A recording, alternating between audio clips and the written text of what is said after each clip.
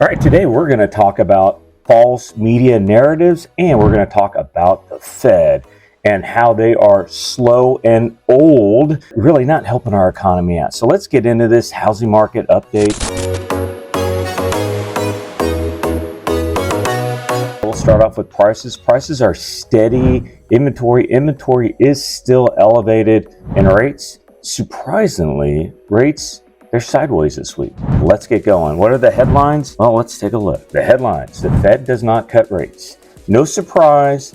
Again, the eternal optimist in me thought, well, maybe they'll actually look at the numbers and not be reactive, but proactive. That wasn't the case. They didn't do anything.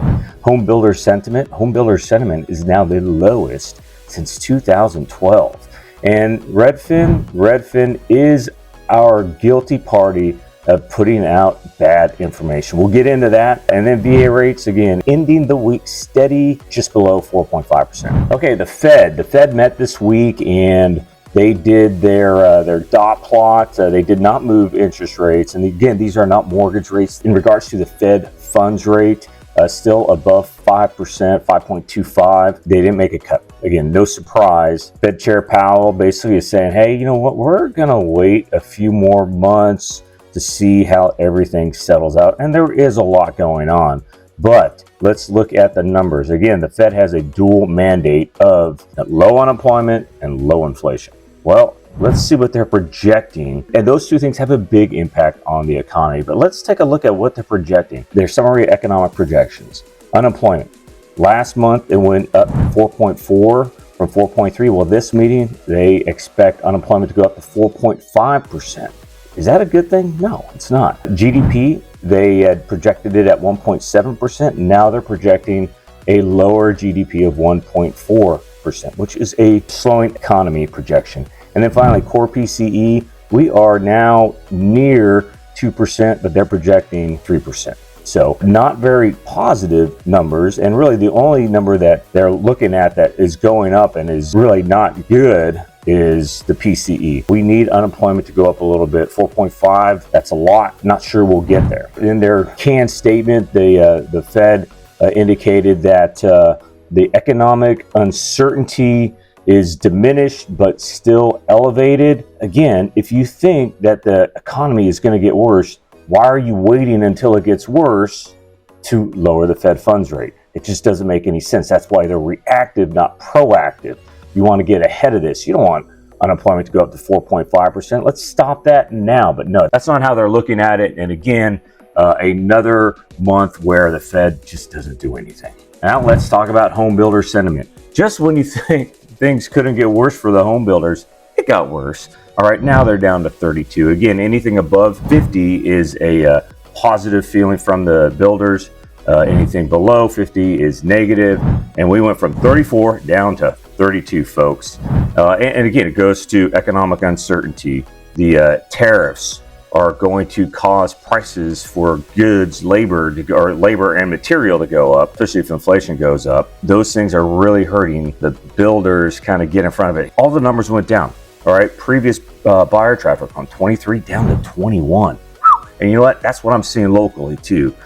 Even though we're in the summer months, and even though this is typically the time of the year when you see more buyer traffic. Future sales expectations from 42 to 40, and current sales expectations from 37 down to 35. Again, not good numbers. Home builders are not feeling it.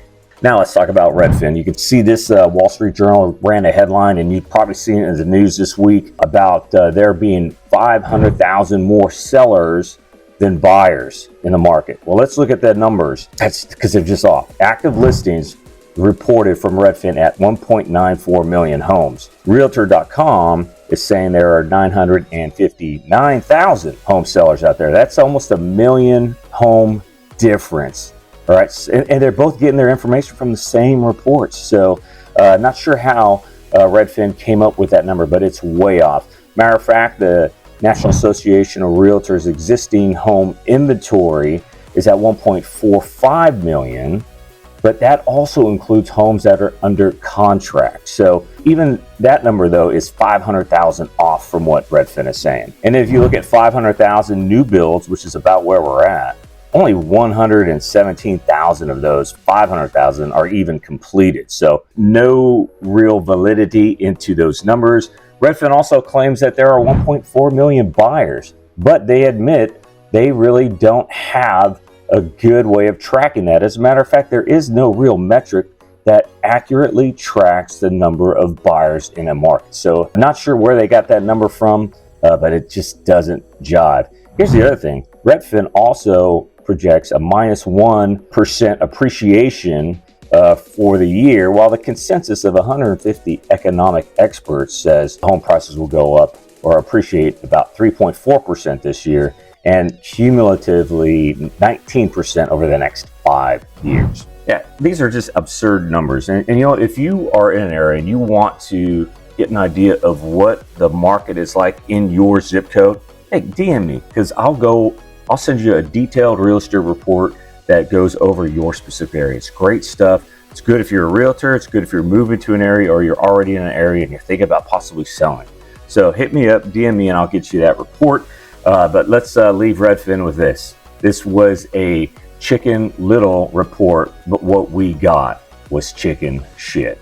And let's take a look at VA rates. Really an up and down. It looks like the ceiling is 6.5. It's about where we're at. You can see that small dip in April down into the almost 6%. But we're really between 6.4, 6.5. Not a lot of movement this week. And that's good news because it could have gotten a lot worse if the Fed was a little less positive about the future, but they didn't. Or if they would have raised rates, and thankfully they did not do that. So what do we got next week? Next week we have that will move the markets. Fed week, obviously we have the Israel-Iran conflict, and really not sure what that means for U.S. participation.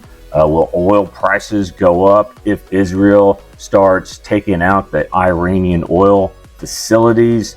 Iran provides oil to China and Russia, so we'll see how that goes. But there's a lot of uncertainty coming up next week that could move the markets. The one thing I'm curious about is PCE. Do we see inflation continuing to come down, which is really not what the mainstream media is talking about? They expect, and they're pushing this inflation going up narrative. Let's see if it's true this week. All right, what does this mean for buyers? Well, mortgage apps, again, we're in the summer season, folks, and mortgage apps are down 2% for purchasers, down 3% for refinances. Again, a lot of economic uncertainty, inflation, tariffs, the world going up in smoke. Just a lot of uncertainty is keeping buyers on the sidelines right now. But what that means for buyers who are in the market is you're going to get a pretty good deal on a home.